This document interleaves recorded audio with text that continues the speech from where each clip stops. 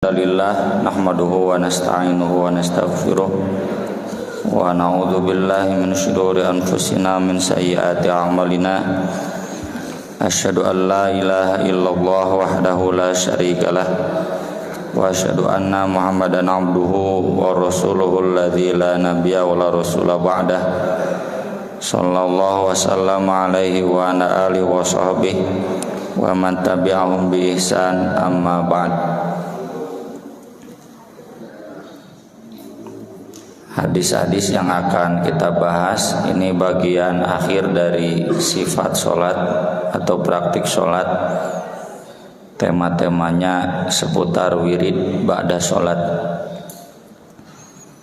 Hadis yang pertama nomor 340, wa anil Mughirah bin Syu'bah radhiyallahu an anan nabiyya sallallahu alaihi wasallam kana yaqulu fi duburi kulli sholatin maktubah. Nabi sallallahu alaihi wasallam karena itu biasa membaca selepas setiap sholat wajib. Jadi wirid yang dimaksud di sini wirid ba'da sholat wajib. Meski boleh juga pada sholat sunat, tapi Nabi tidak merutinkan. Yang merutinkan itu pada sholat wajib. La ilaha illallah wahdah la syarikalah, lahul mulku wa lahul hamdu wa huwa ala kulli syai'in qadir. Allahumma la mani'a lima a'tait wa la mu'tiya lima mana'at wa la yanfa'u dzal jaddi minkal jadd.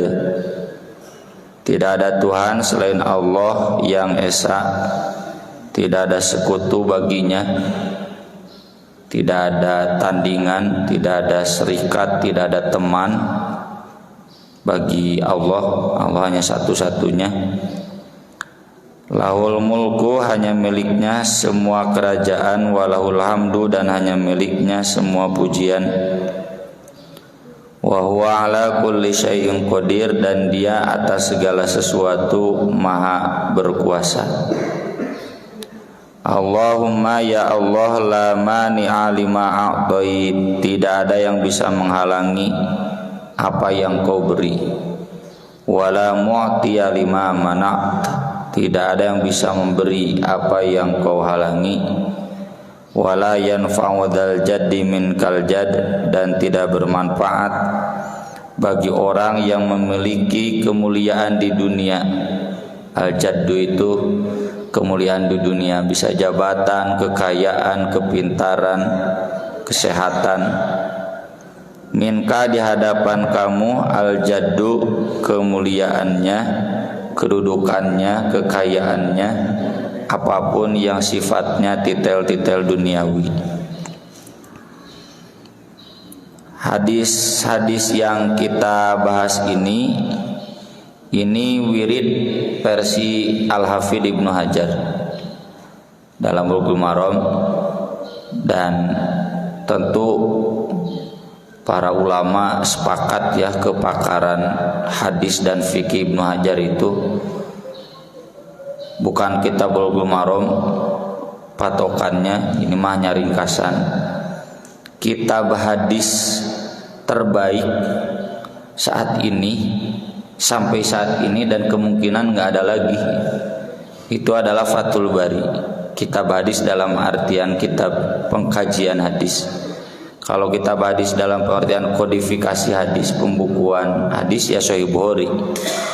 Tapi dalam pengertian kitab hadis, kajian hadis, penelitian hadis, syarah hadis, ya, itu kitab terbaiknya Fathul Bari. Para ulama sepakat, termasuk standar ilmu hadis di dunia yang dipakai, patokan utamanya yang dibuat oleh Ibnu Hajar, yang dirumuskan oleh Ibnu Hajar. Jadi kalau santri atau mahasiswa belajar ilmu hadis, apa itu hadis sahih, hadis dhaif, itu definisi yang dipakainya dari Ibnu Hajar. Ada dari ulama lainnya. Kalau kita belajar ilmu hadis dari kitab-kitab usulnya, tentu ada banyak penjelasan dari para ulama hadis. Tapi definisi yang paling tepatnya itu yang diambil selalu dari Ibnu Hajar, ya, hadis sahih, hadis dhaif, apa itu hadis mudallas, apa itu hadis mu'allal, ma'lul, termasuk tobaqoh rawi yang dipakai dalam ilmu hadis atau yang ada di aplikasi-aplikasi program-program hadis hari ini. Itu tobaqoh menurut Ibnu Hajar. Tobaqoh itu tingkatan-tingkatan masa. Termasuk ranking-ranking rawi. Rawi itu ada yang ranking 1, ranking 2, ranking 3, ya. Kriteria rawi yang hasan, kriteria rawi yang dhaif. Itu yang dipakai itu yang berdasarkan standar Ibnu Hajar Al-Asqalani. Beliau ulama mazhab Syafi'i, ya, alumnus Al-Azhar Mesir. Al-Azhar Mesir kan dari zaman dulu, ya, dari zaman dinasti Fatimiyah, zaman Turki di Mesir, ya. Tuh keulamaan beliau, keahlian beliau dalam bidang fikih dan hadis pasti menjadi rujukan semua ulama hadis sesudahnya. Maka kalau bapak-bapak kenal kitab Nailul Autor, Awanul Ma'bud, Subulus Salam, pasti ngarujuk hadinya, ya. Kanu Fathul Bari Ibnu Hajar. Dan kalau dalam hadis ada qala al-hafidz, ya, dalam kitab-kitab hadis kama qalahul hafidz, sebagaimana disebut al-hafidz mual bireg deui itu Ibnu Hajar. Jadi kalau bapak ketemu istilah al-hafidz itu pasti Ibnu Hajar, ya. Jadi istilah al-hafidz itu kalau disebut secara mutlak tanpa nama itu pasti Ibnu Hajar. Meskipun Ibnu Katsir juga al-hafidz, ya. Ulama-ulama lainnya juga banyak al-hafidz. Dan al-hafidz dalam ilmu hadis itu, atau bukan dalam ilmu hadis, standar kesarjanaan zaman itu al-hafidz itu hafal kitab hadis 9 kitab hadis beserta rawinya. Jadi standarnya kitab Tahdzibut Tahdzib, rawi-rawina katalah, ya, Tahdzibul Kamal, asalnya Tahdzibul Kamal Al-Mizzi, Tufatul Ashraf kitabnya. Lalu nanti diteliti ulang oleh Ibnu Hajar, jadi Tahdzibut Tahdzib itu 9 kitab hadis, rawinya sanes mata nambul Pak jeung rawi-rawina. Persis seperti Bapak tahulah siapa nih Davida Silva-nya Siro, siapa nih si Iqbalnya semalam. Gak mungkin Bapak mengatakan Iqbal itu pemain timnas Vietnam, posisinya striker doib. Iqbal itu ya, pemain timnas Indonesia, posisinya back, kapten, turunan darah Papua Sumedang gitu. Kapal gitu, usianya segini, kemampuannya begini, begitu kan? Nah, kerawi juga para ulama begitu, ya. Ai urang sapopoena ngabandungan beritana berita sepak bola, ya. Atau ayeuna Perdi Sambo, ya. Ini kaapal detail-detailnya lahir di mana, ya. Wah, detail-detail beka apa? Kalau dulu para ulama tahu detail itu rawi-rawi hadis. Di urang sok balaga, ya, makanya saya juga sering malah ke santri atau ke majelis taklim bersama al ustad, nama saya al hafid lah, cete hapus ngerakeun. Naon sana al hafid teh nya cenah hafal 30 juz, 30 juz mah tuh dina ilmu hadis mah masih kategori jelek hafalan, doi. Jadi usah-usah di urang rata-rata darah roib, ya. Tapi doib teh doib dalam ilmu hadis. Kalau dalam tabligh makan balighu anni walau ayat, meskipun tahunya satu ayat berhak untuk menyampaikan. Jadi maksud saya ini bisa kita jadikan rujukan mengingat kedudukan beliau, ya, yang sangat tinggi. Dan mengingat saya juga tahu, ya, wirid-wirid ba'da sholat yang dibaca di berbagai pelosok tanah air khususnya itu rotib-rotibnya ada rotib Persi Al-Haddad, rotib naon lah gitu. Eta geuning aya apanya dina Bus Damri kapungkur aya keneh Bus Damrina ya. Bus tayo Majmu Syarif ya itu kan ada rotib naon ya silahkan karena nggak ada batasan pokok wirid pada sholat itu. Tapi kalau kita mau merujuk hadis-hadis yang langsung ya maksur dari Nabi SAW, ini salah satu yang dijadikan rujukan adalah Ibnu Hajar. Atau kalau boleh saya usul, pakai dulu ini yang hadis maksur dari Rasul, baru nanti kalau mau ditambah silakan pakai rotib siapa, wirid versi siapa.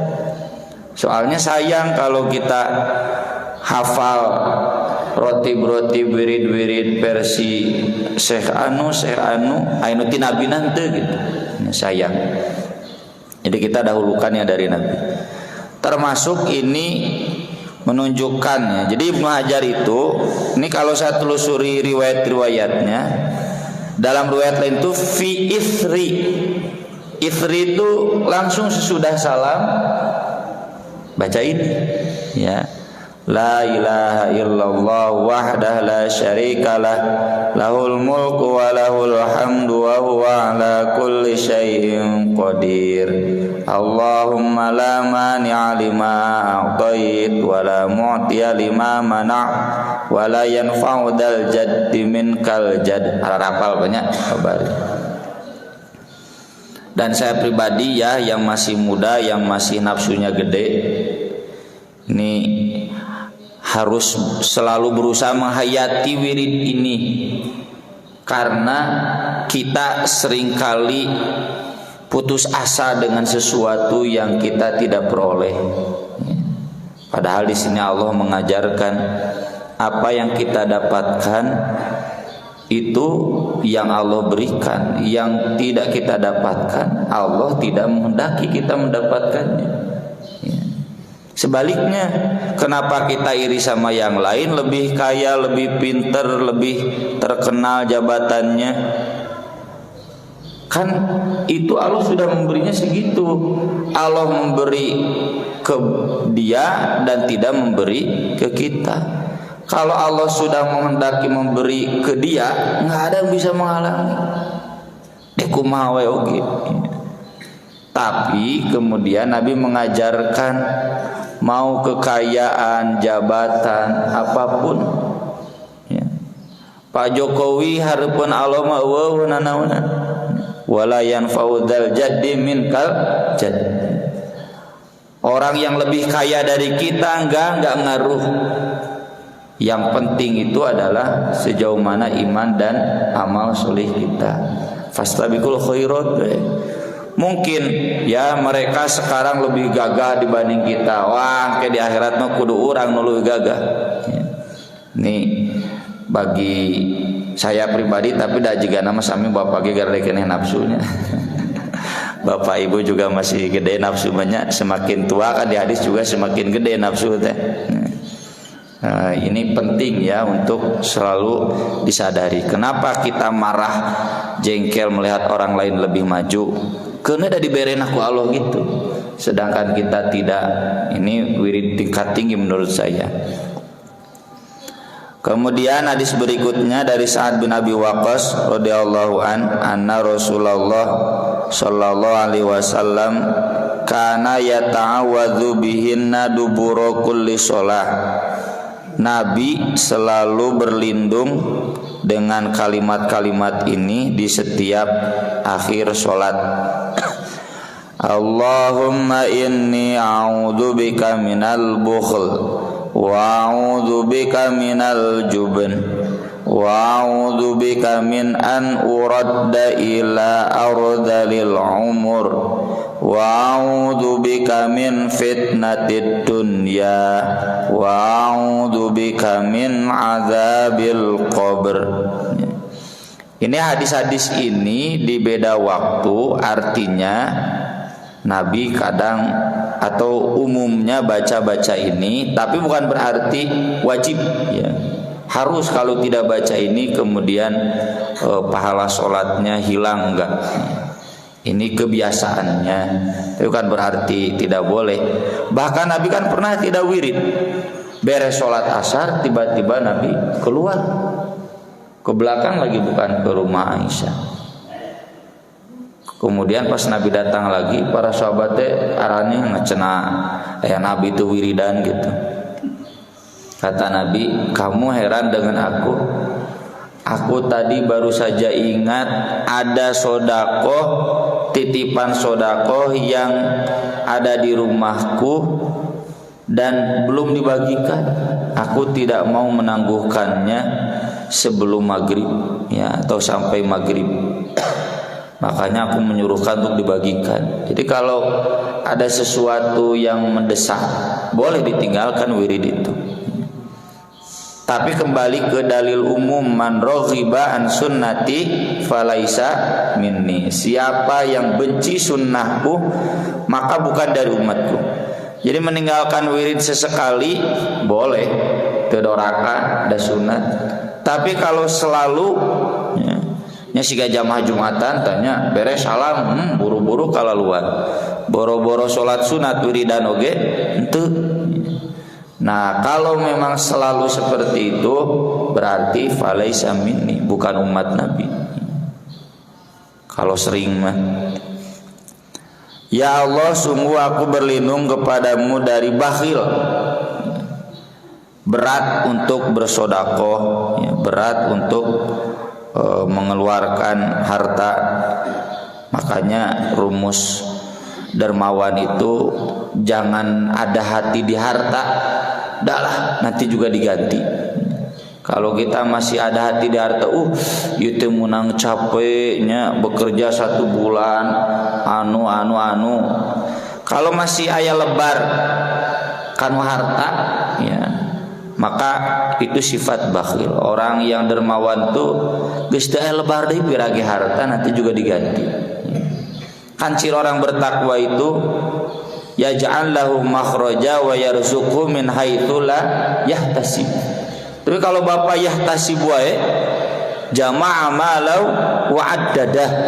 Nah itu la yubadzanna fil hutama. Jadi ciri orang bertakwa itu udah enggak ada lagi hati lebar kanu harta, dia leluasa, dan dengan itu akan datang rizki yang tidak diduga-duga. Jadi kalau bapak ibu sudah sampai pada level ada rizki yang tidak diduga-duga, tak takwa. Karena berarti sodakonya sudah maksimal. Mun dihitung ku harta mah sodako teh meakeun ku akal. Tapi kalau hitungannya Allah, justru dengan banyak sodako itu akan diganti lagi. Tapi saya bukan berarti madhab Ustaz Yusuf Mansur ya. Bisa jadi rugi triliunan. Sodako hanya si orang yang modal usaha. Jadi, tapi betul di satu sisi betul begitu, orang bertakwa itu udah nggak ada lagi hitungan ke harta, bro-broan, nanti gimana kayak Nabi kan? Saya beberapa minggu yang lalu tuliskan Nabi SAW dermawan sampai berutang. Itu terkait pertanyaan Nabi, Ustaz, Nabi teh kan dermawan, kok meninggalnya Nabi punya utang? Makanya cete kudu tamat ngaji hadisnya. Saya akan tulis penjelasan dari para ulama hadis. Ya itulah Nabi. Nabi itu kalau dermawan mesti hitungan. Nanti kalau butuh gimana? Tinggal pinjam, begitu. Kalau ada pinjam pasti dibayar. Ya. Sampai begitu. Dan kenapa untuk gandum saja Nabi sampai menggadaikan baju besinya? Aita tanggana cenah jamaahna menetap perhatian buat makan-makan saja kok Nabi pinjam, bukan begitu. Sahabat itu lihat Nabi banyak memberi, ainu berehan pasti suudon dari yang lain loba duit gitu kan. Mau ngasih ke Nabi gimana? Nabinya juga tukang ngasih. Tapi kemudian Nabi pas mau makan nggak ada. Ya udah, ini kan baju besi bisa digadaikan, gitu. Santai. Itu maksud wa yarzuqhu min haitsu la yahtasib. Kalau kita masih jama'a mala wa addada, awal bulan ngitung, ya, ngitung hutang. Bayarin. Akhir bulan ngitung, terus saya ngitung capek. Ya. Sodakoh nanti sodakoh ka bangkir, ya, sodakoh ka nu balaleunghar, hutangna per bulan 10 juta, 20 juta. Aya nu sampai masuk ke rumah sakit. Curhat ke temennya, anak teh cenah sabulan bayareun hutang 10 juta. Sampai sakit mikiran, tong dipikiran tuh hutang mau bayar. Tuh hutang rutinnya, ya, sampai begitu. Tete berarti cete didinya sodakoh kanu beunghar lain sodakoh ka fakir miskin.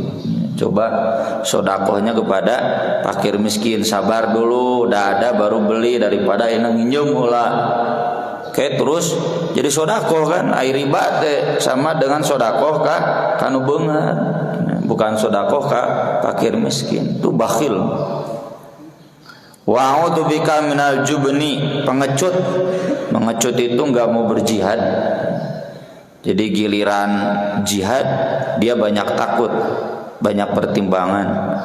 Wa a'udzubika min an uradda ila ardalil umur, berlindung dikembalikan pada umur yang paling hina. Meski bukan berarti berdosa ya. Sebisa mungkin kita wafat sebelum ardalil umur. Baik secara fisik atau secara ingatan, enggak sampai pikun, fisik enggak sampai enggak bisa apa-apa gitu.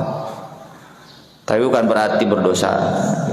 Berdoa kan boleh, Nabi mengajarkan.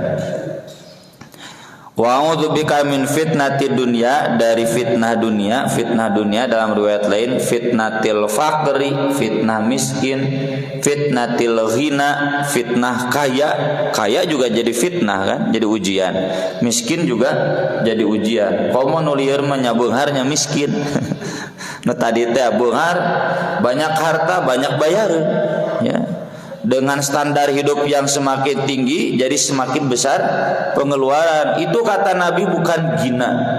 Laisal gina an kathratil arad, walakinnal ghina ginan nafs. Maka dari itu bapak-bapak, ibu-ibu yang naik penghasilannya, standar hidupnya jangan dinaikkan. Biar kita ginan nafs, cukup dengan yang ada, lebihnya banyak sedekah.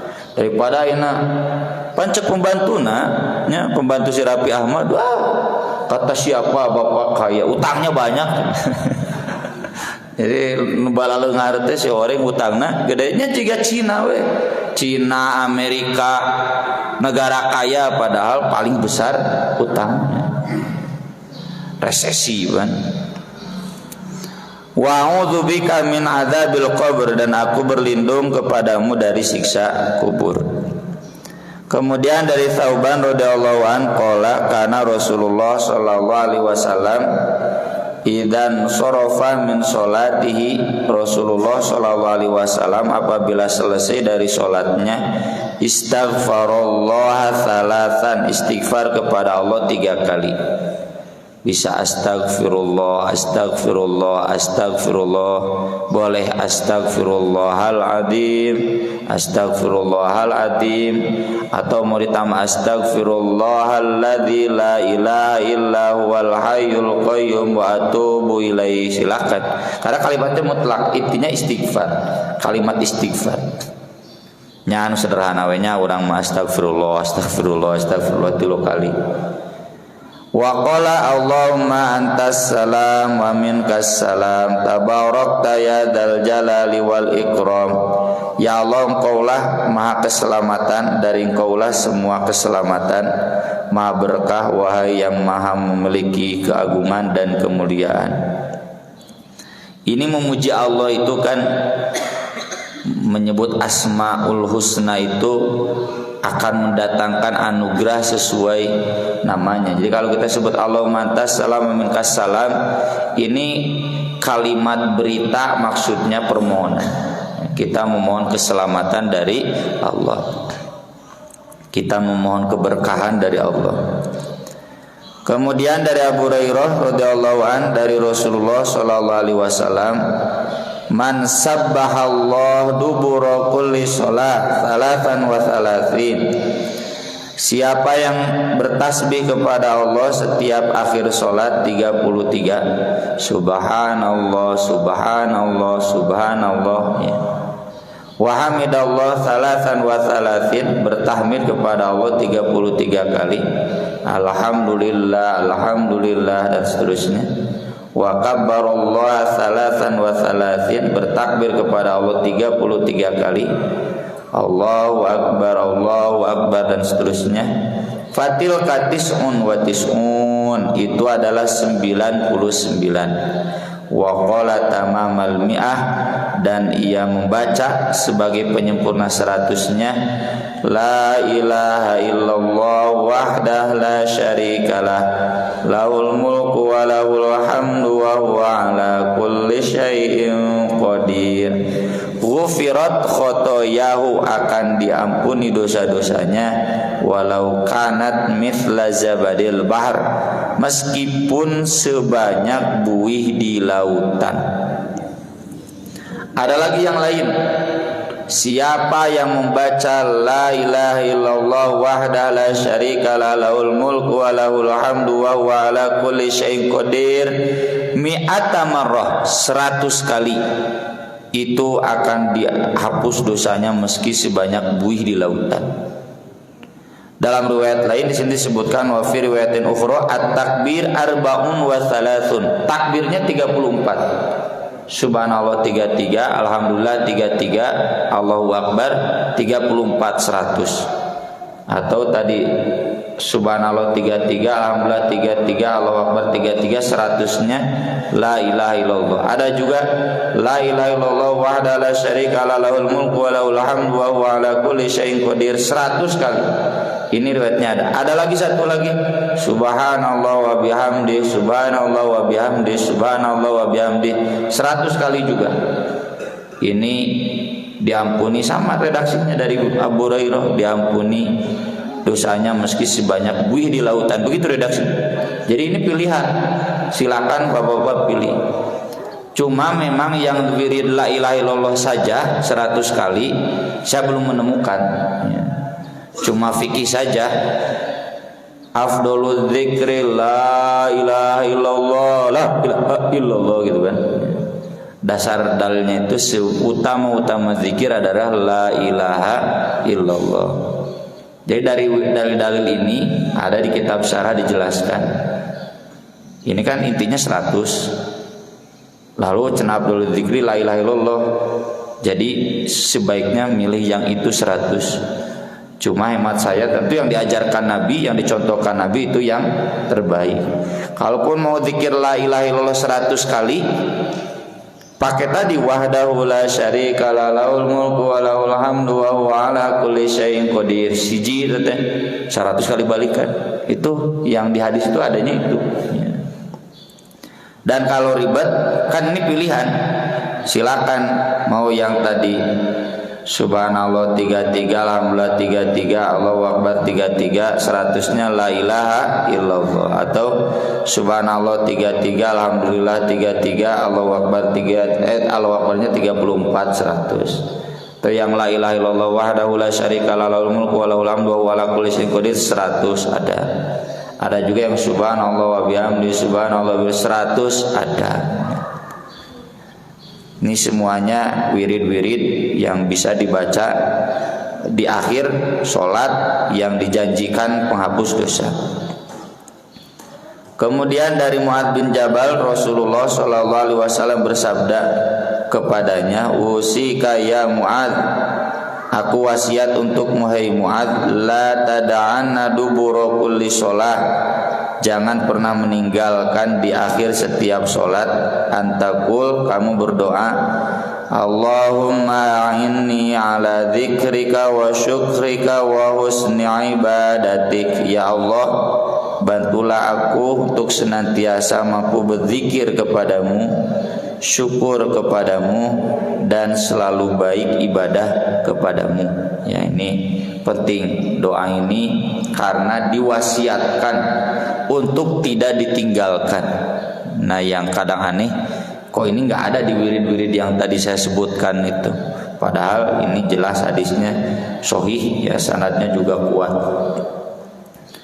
Kemudian hadis berikutnya dari Abu Umamah radhiyallahu an qala Rasulullah sallallahu alaihi wasallam, man qara'a ayatal kursi, siapa yang baca ayat kursi dubura kulli sholatin maktubah, di akhir setiap sholat yang wajib, lam yamna'hu min dukhulil jannah illal maut, tidak akan ada yang menghalanginya masuk surga kecuali mati.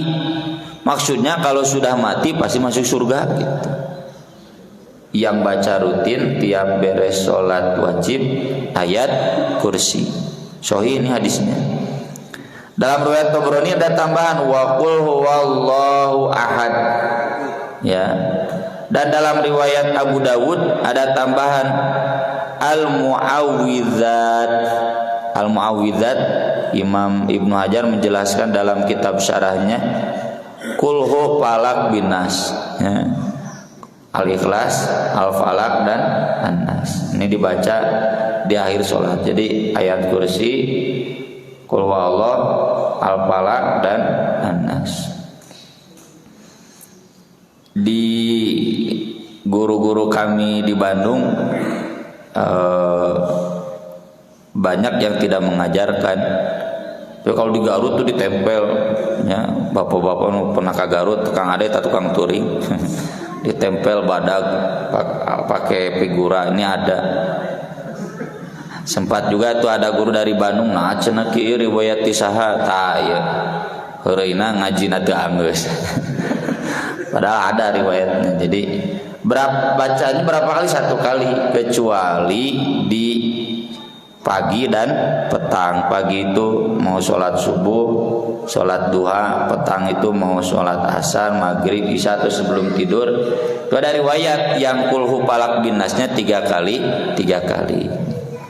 Jadi ini silakan dibaca. Dan ini wirid-wirid yang direkomendasikan ya oleh Al-Hafidz Ibnu Hajar. Jadi sebisa mungkin kita jangan meninggalkan salah satunya, karena itu menang milih, itu menang nyeleksi. Kalaupun mau baca rotib yang tadi saya sebutkan, silakan ya, ari kawaktuan mah, tapi ini jangan dilewatkan. Nah itu yang kadang aneh. Nah tara ayat kursi udah tuh ayat cenah dina rotibna, oh nya mangga tuh. Padahal ini jelas riwayatnya ada. Kemudian yang sering jadi pertanyaan, bagaimana hukum wirid dikeraskan? Memang ada riwayat dalam Sahih Bukhari, kata Ibnu Abbas, kami tahu Rasulullah Shallallahu Alaihi Wasallam selesai wirid sholat itu dengan takbir, maksudnya terdengar bacaan wiridnya. Tapi Imam Syafi'i memberikan catatan, itu di masa awal para ulama, di masa berikutnya nggak ada, untuk mengajarkan saja.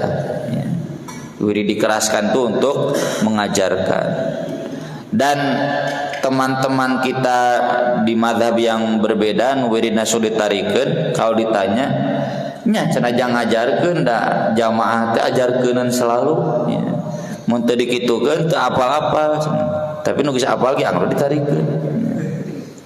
Seperti di Kota Barunya, wah pakai speaker keras.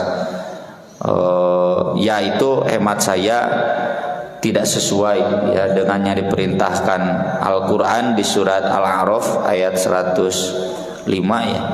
Pokoknya 2 ayat sebelum terakhir, wadhkur rabbaka fi nafsika tadarru'an wa khifatan wa dunal jahri minal qaul. Dunal jahri teh tong jahar teh jangan kedengaran sama yang lain. Itu wirid. Terakhir hadis dari Malik bin Al-Wairits radhiyallahu an qala Rasulullah sallallahu alaihi wasallam, shollu kama raaitumuni usolli, salatlah kalian sebagaimana kalian melihatku salat. Ini sebagai penutup ya di bab sifat salat, kita salat persis sama dengan yang Nabi ajarkan dengan berbagai variasinya. Dan untuk hal-hal yang ikhtilaf kita pun menghargai ikhtilafnya. Sekian yang bisa kita bahas pada kesempatan pagi hari ini, mudah-mudahan bermanfaat. Sebelum ditutup, mangga bilih aya pertarosan. Ada Pak? Mangga. Waalaikumsalam warahmatullahi wabarakatuh. Salah wirid, biasanya salah kalau di tempat kerja itu, kalau wirid terlalu lama itu terkadang tidak enak, atau bahkan dengan kondisi yang sangat sibuk, akhirnya kita sering bahkan meningkat waktu wirid. Sebaiknya untuk seperti itu bagaimana Pak Ustaz?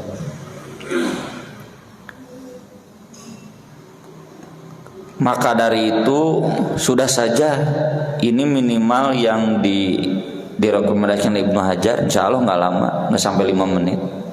Ini 2 menit paling. Malah telat 2 menit mah dunungan ge moal ngambek. Ya, customer juga tidak akan marah lah telat 2 menit mah. Ini paling 2 menit Pak. Ya, paling lama 5 menit. Wirid ini. Yang wirid-wirid yang selain ini, yang dasar hadisnya juga nggak pernah saya temukan atau ditemukannya di kitab-kitab yang bukan muktabar, ya itu yang dikorbankannya. Yang ini mah enggak.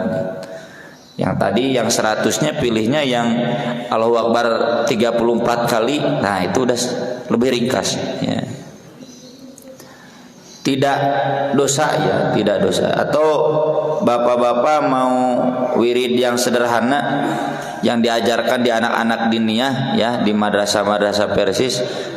Astagfirullah 3 kali, Allahumma salam, subhanallah, alhamdulillah, Allahu Akbar, la ilaha beres. Nges gitu. Nah, itu wirid tereh. Silakan ya. Ini yang direkomendasikan oleh Ibnu Hajar itu boleh dipilih, tapi memang sebaiknya semuanya dibaca. Kalau Bapak kebetulan sedang terdesak sekali ya, ditinggalkan pun nggak apa-apa, tapi minimal adalah yang tadi yang awal ya, yang tahlil la ilaha illallah wahdahu la syarikalah, sambil berjalan juga bisa. Allahumma la mani'a lima a'tait wa la mu'tiya lima mana'ta wa la yanfa'u dzal jadd minkal jadd. Asal terdesaknya itu jangan setiap kali ya, karena wirid ini harus jadi kebutuhan kita, ibarat makan. Masa makan kita tinggalkan ya, makan itu buat fisik, kalau wirid makanan hati ya. Kan kita ada 2 unsur, ada unsur tanah, ada unsur ruh dari Allah. Tanah makanannya dari tanah, kalau nggak diisi dengan makanan dari tanah sakit ya. Sama hati juga makanannya harus dari Allah, kalau nggak diisi makanan hati sakit nanti kita. Jadi harus jadi bagian dari kebutuhan pokok ya. Yang lain enggak.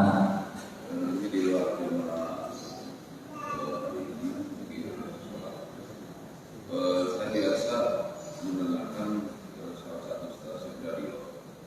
Nah, pada kemarin saya mendengar sesi berikutnya itu adalah mengenai rukun la ilaha illallah.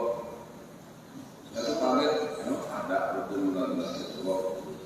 Tapi itu guru acara itu selesai di radio. Barangkali saya bisa. Iya. Kalau dalam asar itu bukan rukun ya, gigi. Kan la ilaha illallah itu kunci surga. Kunci itu ada giginya kan. Nah, giginya itu yakin tanpa ragu, ikhlas tanpa gelisah, tawakal tanpa marah. Itu yang begitu-begitu ya. Saya rinciannya tidak hafal semua, cuma intinya begitu. Jadi ikhlas apa la ilaha illallah itu ilmu tanpa bodoh, yakin tanpa ragu, ikhlas tanpa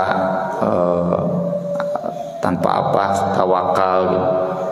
Jadi harus ada itu. Kalau tidak ada itu ya berarti belum la ilaha illallah, dan itu bukan dari Nabi. Itu penjelasan dari sahabat tabi'in Wahab bin Munabbih, muridnya Abu Hurairah. Ada itu memang, tapi bukan berarti harus ada rukun ini dibaca di sambil la enggak juga. Maksudnya kan la ilaha illallah itu kunci surga. Bukan berarti orang ngomong la ilaha illallah otomatis masuk surga. Si Ahok ngomong la ilaha illallah kemudian masuk surga. Kalau nggak ada yakin dalam hatinya ya batal. La ilaha illallahnya hanya palsu saja. Makanya orang munafik dibatalkan syahadatnya kan. Idza ja'akal munafiquna qalu nashhadu innaka la rasulullah, termasuk la ilaha illallah. Wallahu yashhadu innal munafiqina lakadzibun. Jadi harus benar tanpa bohong, baru itu jadi kunci surga la ilaha illallah. Ada lagi? Mangga.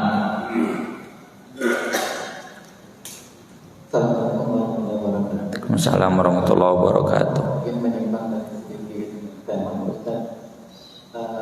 Yang dikatakan boleh nggak misalkan pas kita dalam perjalanan yang hampir ke pom bensin untuk sholat, kemudian misalkan ada akhwat jamaah yang boleh satu jamaah yang misalkan mahram?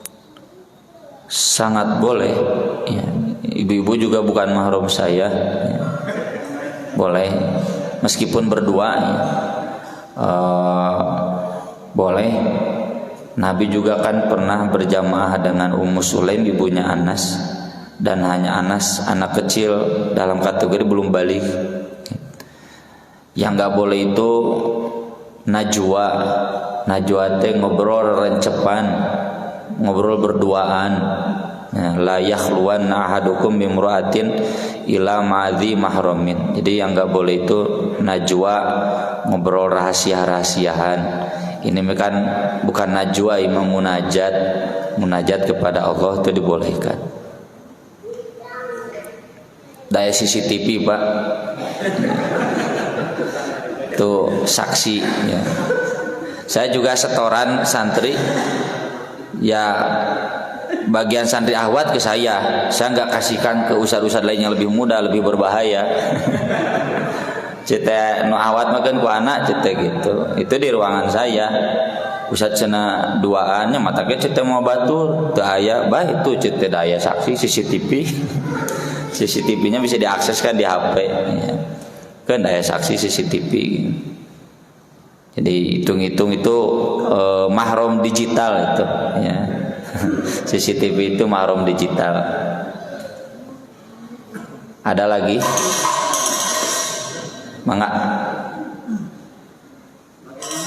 setelah sholat dirinya itu bukan duduk tapi sambil bisa berjalan pulang dengan bahasa yang tadi yang boleh ya, wirid sambil berjalan pulang boleh, itu bagian dari qiyamau wa qu'udaw wa ala junubihim. Tapi tentu sunnah Nabi itu lebih baik wiridnya sambil duduk. Nabi itu kalau beres salam berbalik menghadap makmum ya. Itu berbaliknya saja di dalam fikih dibahas.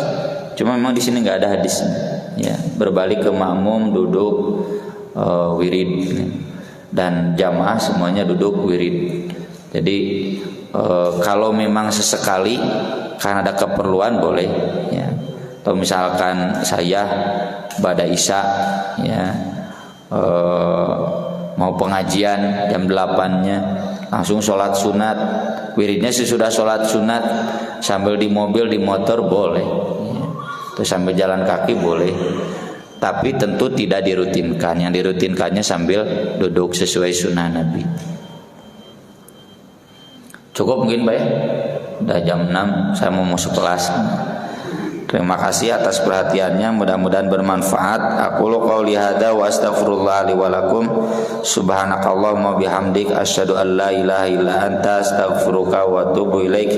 Wassalatu wassalamu ala Rasulillah. Wassalamualaikum warahmatullahi wabarakatuh.